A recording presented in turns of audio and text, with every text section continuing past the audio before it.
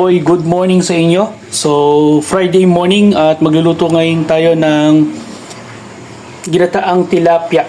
Ayan. So, ito ang ating bida ngayon. Tilapia. Sa mga aromatics, gagamit tayo dito ng bawang, luya, sibuyas. At sa gulay, gagamit tayo dito ng petchay.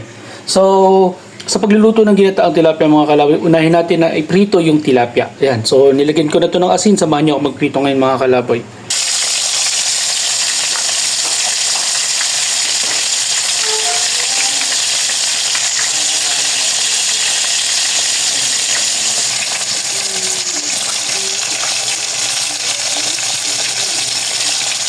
Ayan mga kalaboy, tapos na tayo magprito. So mag-start tayo mag-isa ng bawang, luya at saka sibuyas.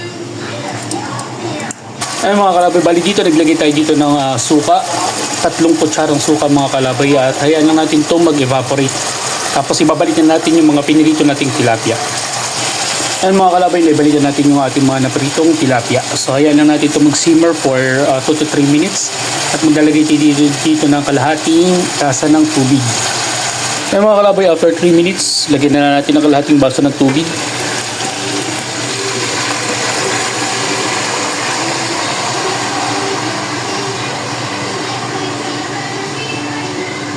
Yan, hayaan lang natin mag-simmer ulit to for 2 to 3 minutes. Tapos mag-start na tayo dito magtimpla. Ayan mga kalaboy, mag-start na tayo dito magtimpla. So paalatan natin ng patis. So tantiameter ang gagamitin natin. Konti-konti lang mga kalaboy.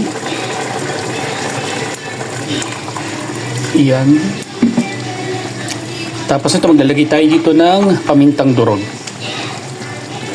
Ayan mga kalaboy, nilagay na natin yung petchay natin at titimplahan na rin natin ito at goods na goods na to. So tara na, kumain na tayo ng pananghalian. So kung nagustuhan itong recipe na to mga kalaboy, don't forget to follow, like, share, comment, and subscribe po. So hanggang dito na lang mga kalaboy. See you sa next vlog.